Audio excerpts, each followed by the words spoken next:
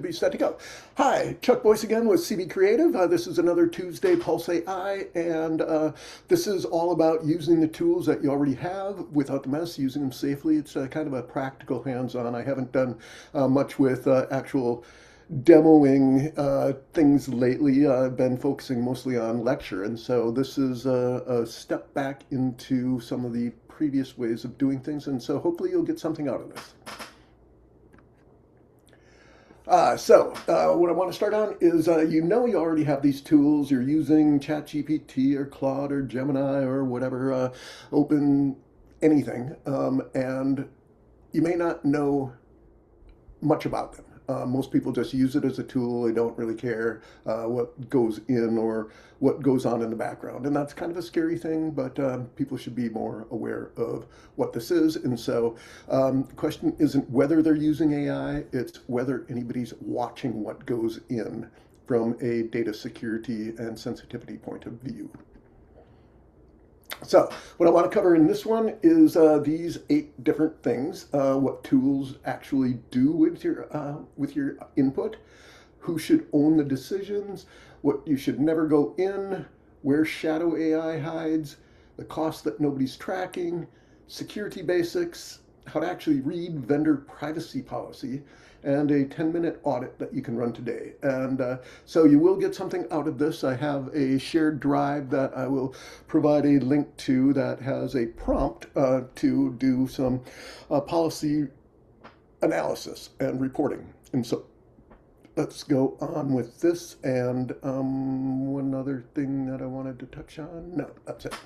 So first, every prompt that you type goes somewhere. It's obvious when you say it out loud, but no one stops to think about where. And so some of it gets used to train the next version of the next model, and they won't let you know that.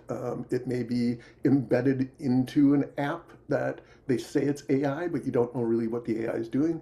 Some data gets stored, some gets reviewed with an actual vendor or an actual human, and it's usually safety and quality checks.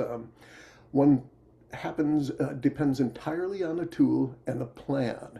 It's not the tool alone, it's the plan that you're using, because free versions have less safety features than paid versions, and normally you get into enterprise versions and they even have more security features. And so it's not just the tool, but it is the version of the tool that you're using, the plan you're using. So here we talk about the free tier versus the paid tier. Free consumer accounts, and that's opening up your standard ChatGPT or Claude or Gemini. They're usually the least protective. They also the most common that small teams use, mainly because they're free or inexpensive, and nobody's assigned a business use to monitor how it's being used. So that single decision changes what happens whenever somebody on your team uses it. And again, this might be that even if your business has more than one employee and you have a company version, if one of your employees decides to use a version at home, they may be using a free version, not realizing that there are some security restrictions or black holes that they're running into that they don't consider when they're doing it. They just want to get the job done at home. We've got some extra time.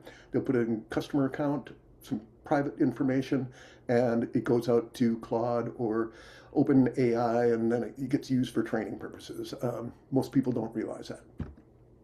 So someone in your business needs to own the tool decisions. This isn't a technical role, this is an authority role. And so this is somebody who can look at a tool and say yes or no, document it, how it's going to be used, and when it can be used. And so it's not necessarily saying don't use these tools, but somebody should be well enough aware of what AI's capabilities are that they can determine if it's safe to use or what restrictions or security features need to be enabled to make it a safer tool in your environment. So these decisions happen by default. It's by default. The companies want to get your data, they want to train on it, and you have to understand where these things reside. So If nobody owns it, errors go uncaught. You'll slip through. No one's accountable. Trust can erode slowly. This is not all at once. This is something that kind of seeps in, and it's a creeping issue, and nobody notices until something's already gone wrong. By then, you have to clean up, and a cleanup may involve a negative reputation, a financial mistake, a client mistake, something that wasn't noticed right away, but once it's pointed out, it's hard to roll that back and figure out how to amend a problem that shouldn't have been caused in the first place. And so tools aren't the exception to the pattern, it's where the problems start. So here's what you should actually use. 5 categories that never go into a public AI tool. Don't put in client personally identified information, the PII. Don't put financial data. Don't put anything that's a legal privilege, under a legal privilege. Don't use source code. Health information, education information like FERPA, HIPAA, all of those rules. If just have a policy, print it out, post it, make people know that it's aware, just so they don't guess. If it's in a central place and your staff has been trained on it and knows where to find the information, that is a great starting point. It's education and communication. So, shadow AI. This is where your tools are right now, and this is what most people don't really understand.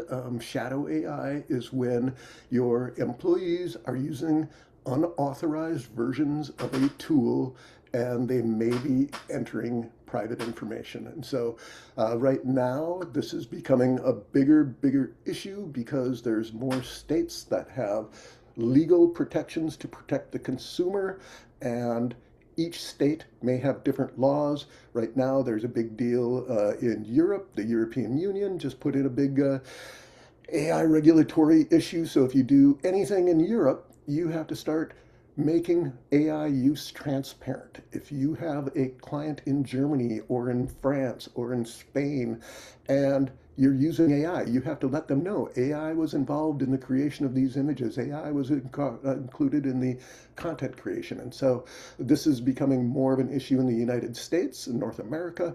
There's state laws that are coming up with this.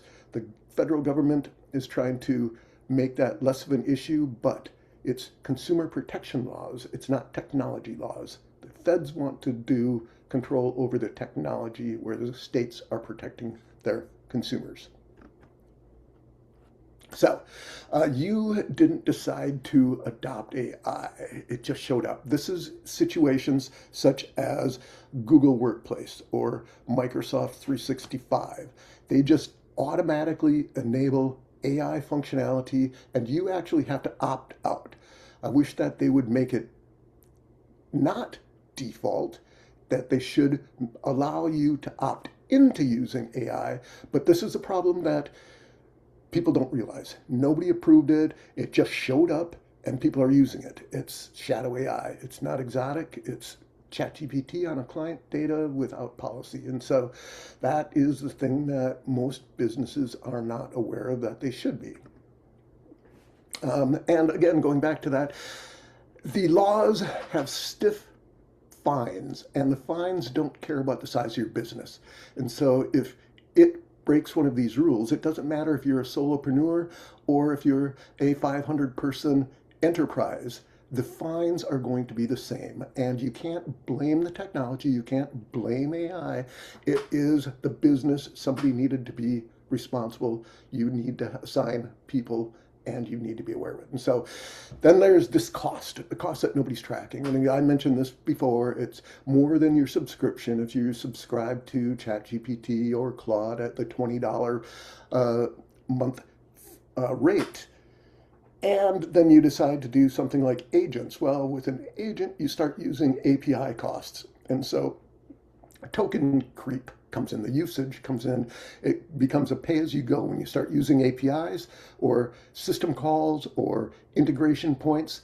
They're not using that subscription anymore. You need the subscription to have access to the API, but once it starts making these API charges and calls, you're being charged for that. And then you could get into things like uncaught loops where the AI keeps trying to do something over and over and over, making multiple calls. And if that happens with 10 users doing the same loop, suddenly you get thousands of API calls that you didn't realize are happening, and your bill suddenly goes from that $20 to $300 or something outrageous, and people are shocked. It's like, oh my God, where'd that come from? And so subscriptions never hit a company budget line. And so if somebody's using it, they don't know about this stuff. And so that third one, the personal card subscriptions, they're doing it on somebody's own card. They're not in a company budget. The company doesn't understand what these charges are, but the fines are still the responsibility of the business user, the business itself. And so then there's a team member signs up for a paid version on a personal card. Its free version got restrictive, and so 6 months later, nobody remembers it's running. They bought that subscription, they forgot about it, even though it might be a $8 subscription or a $25 subscription. Suddenly, that starts piling up and the tool's forgotten, but the subscription is still there. They're not aware of it. So 6 months later, here we got this ongoing bill that nobody's reviewing. Nobody knows where it came from or what it's being used for or how it's being used. It's not malicious. It just happens when there's no owner, no process, and that's what we've been talking about for the last 10 minutes. So, security. Here are things that you need to have a quick look at. Browser extensions that request more access than they actually need. And so, again, by default, a lot of these are very open and they allow more access than is needed. And so when you do something as, oh, I'll just add this new browser extension without looking at what the settings are, hidden costs, hidden holes. Third-party plugins, the exact same thing. You plug something in, it says it's AI enabled, but nobody checks out the policies and processes behind the scenes.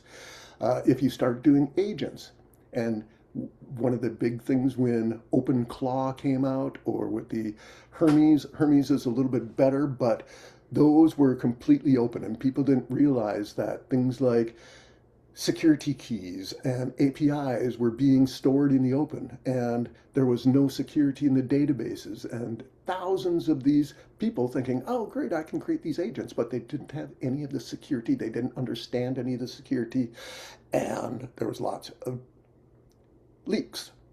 Last one is the data retention.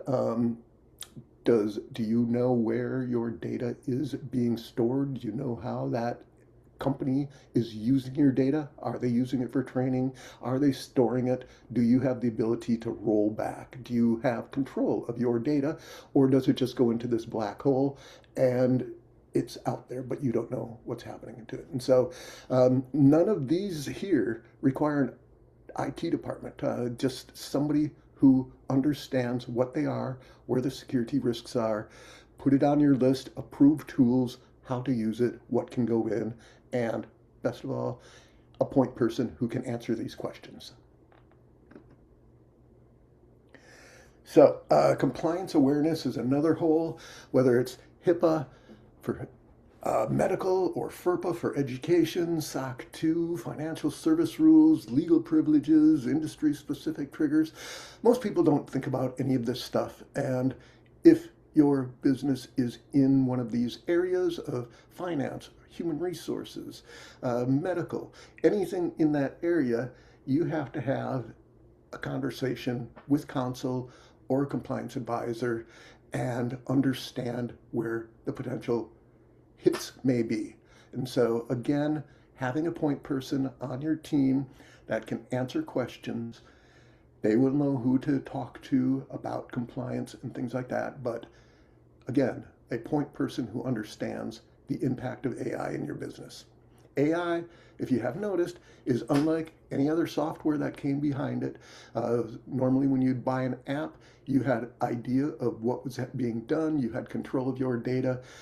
It's way different with AI because AI data goes out into a cloud and magic happens and data comes back. But in that magic world, no one knows really what's happening with that data. In fact, some of the AI companies don't even really understand how the AI engines are processing that data, learning things all the time. Are they conscious? Do they think? Do they have biases? Yes, depending on how it's trained, you have to understand the impact on any compliance if you are in a regulated industry or if your clients are in a regulated industry. You don't need a lawyer to read the fine print. You need 10 minutes and 5 questions. So most owners never open a privacy policy. They don't even look for it. On the bottom in the footer section of most websites, you should be able to find a terms and conditions, a privacy policy, maybe a data access policy or a AI policy, somewhere in there. If a company cares about security and things like that, they're going to have some of these policies published, readily available. One red flag, if you're looking at a new app and they don't provide any of those policies for you to review, shy away from it. Maybe run it in a sandbox, see what it looks like, email the company, see if they can provide those answers. But if they don't provide that straight out of the box, that's kind of a problem that either the business didn't understand that they need these things, or maybe they're intentionally hiding things and just don't care about it. But you as a user with your data, your company policies, you need to be aware of the fine print. And so here's how we can fix that. So 5 things to check. Is the vendor training on your data? Normally by default, there are. You have to opt out. And that's a scary thing. I feel that vendors should make you opt in, but most of them are the opposite. They want your data. They need data to train their models. How long is your data kept? Can you request deletion? Can you roll it back? Do they have policies about where the data is being stored? Is it in a US data center? Is it in a European data center? How can you access it? And who has access to that data? Subprocessors are very similar.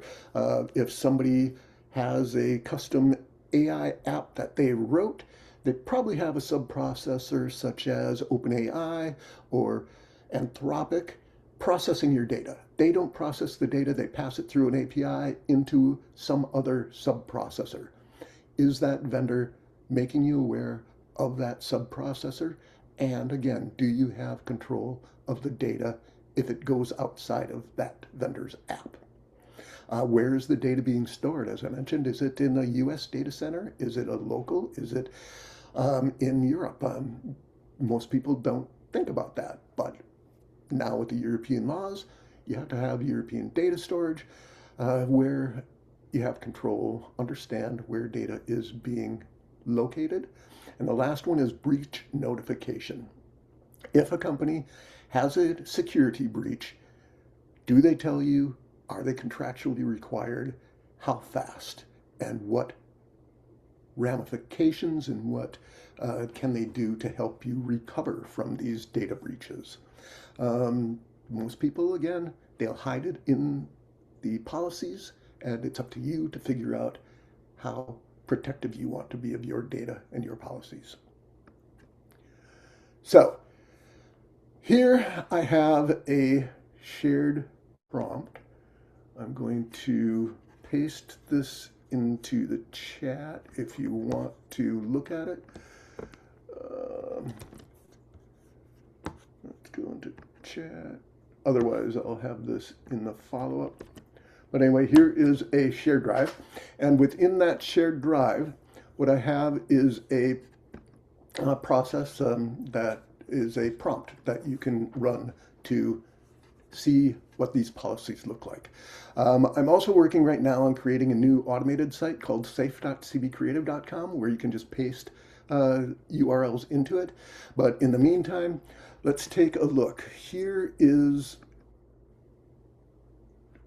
a long prompt that is in the link. And so it is basically a vendor privacy, security, and compliance review. All you need to do is from the review on, cut and paste, add whichever URLs you can find for a company, delete what you don't have, but this will go through and it will look at each of these areas. It'll find out about training usage, data retention, sub-processors, data location across borders, breach notifications, any additional business risks, and then it'll provide you with an overall assessment and give you some recommendations of what to do.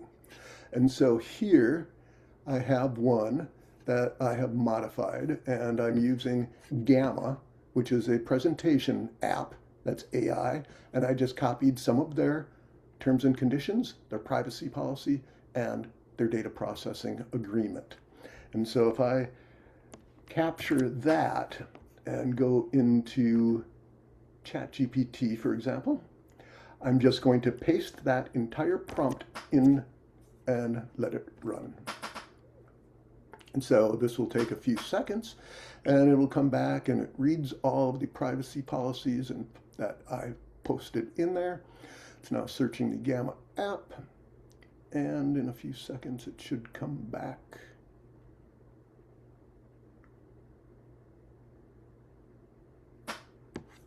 And just, okay, here we go. So here's a vendor risk review. And so it looked at the policies, when they were last updated, and which versions are available. And so if you're on a business, what it talks about is your policy language.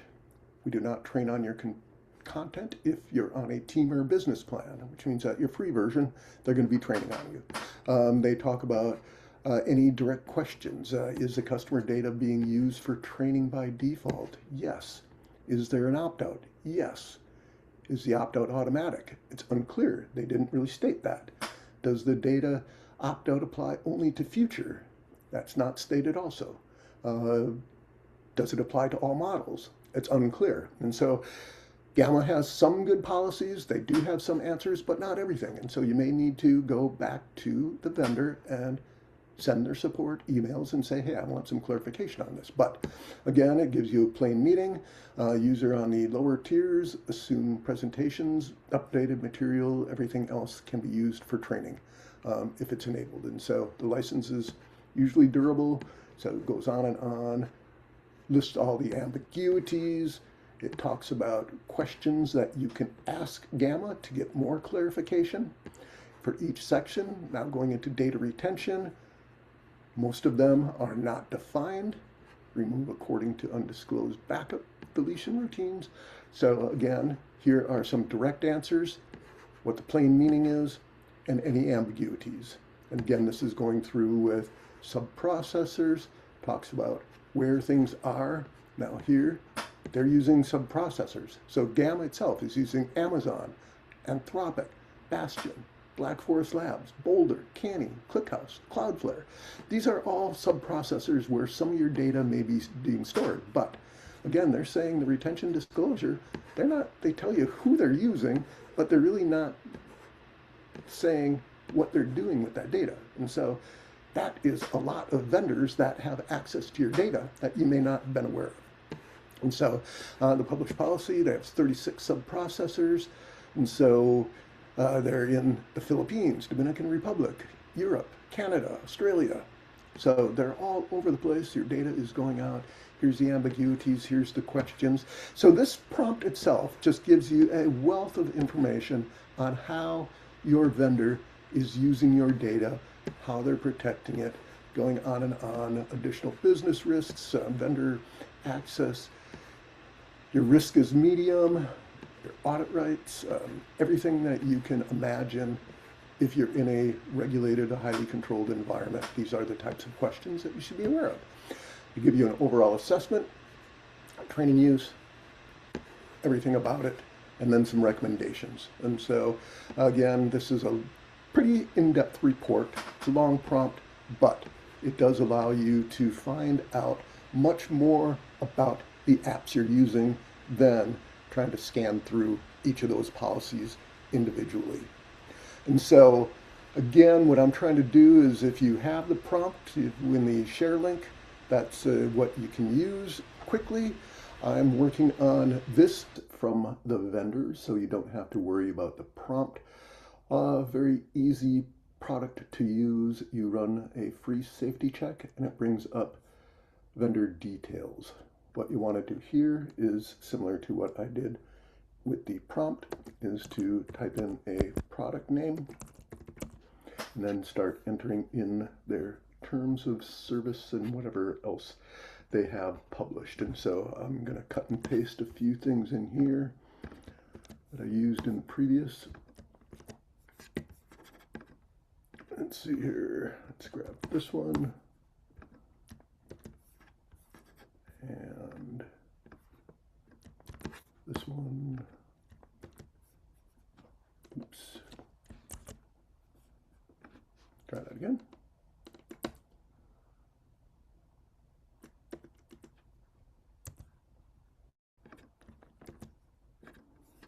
And what else do they have here? They have a data processing agreement. And we'll just put in their regular site. And we'll now continue to the business context. This allows you to enter business information. So for this one, let's say we're a professional services company, we're solopreneur, I'm going to be the owner and founder, and I want to use their pro plan.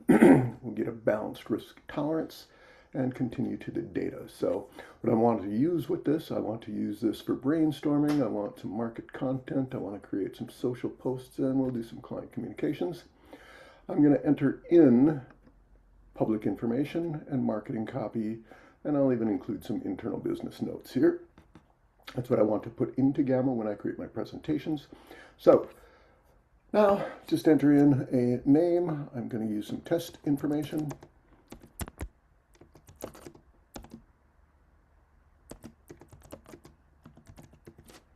And I agree to the terms, and now generate my safety report. What happens here is it'll go through and start fetching all the policy pages, extracting, doing all the research that it needs to do, give you a full report on the safety of the app that you're considering to use. This normally takes about a minute to come up with the results, depending on how much internet traffic there is. So we should get a new page in a second here. And we're still waiting. In the meantime, it does also have a policy generator, which I will talk about in a second. And there we go. So for this report, it shows that it used caution with low confidence as a sole professional services owner using Gamma for brainstorming, Gives you a real report. Some policy pages couldn't be scraped. And so again, depending on what the vendor allows their system to be accessed, sometimes you have to be physically logged in and read the pages. If you try to scrape it, some may block. And so whatever they allow is how strong your report is going to be. And so sometimes the prompt might work a little bit better. But anyway, this tells you what it's good for, how to use caution, what to avoid, and then your 5 risk areas: training, unknown, data retention, and medium risk. It uses data in presentations, and so subprocessors, medium risk, low risk for data, breach notifications, just in general. Next thing you can do is create an internal AI usage policy. What this does is it just shows you, here's the company, the owner, and it has a quick policy that you can download as Markdown or copy to a clipboard and start storing these policies for your employees to use. This also has a manual policy generator, so you can put in your company, what industry, solo.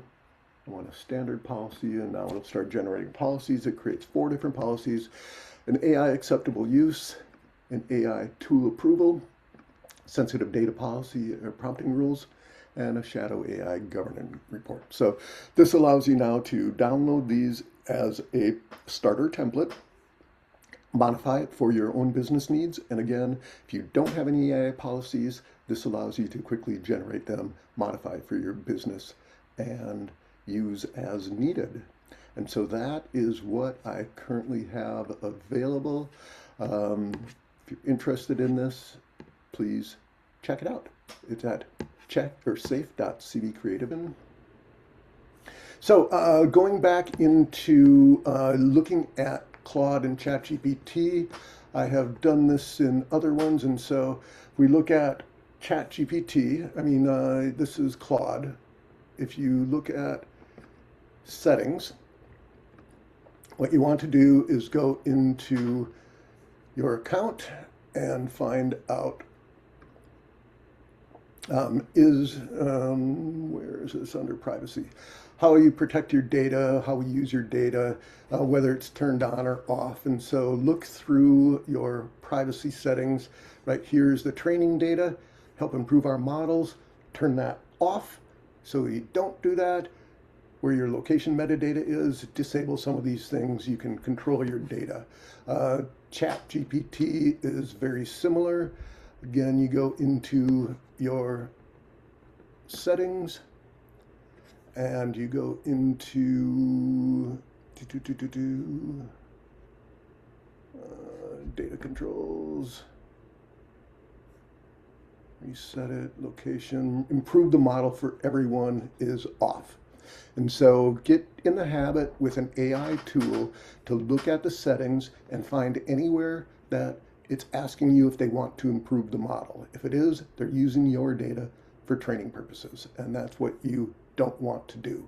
And so each app should have the ability to do that. Again, depending on the level of your subscription, you may have more control the more expensive it is.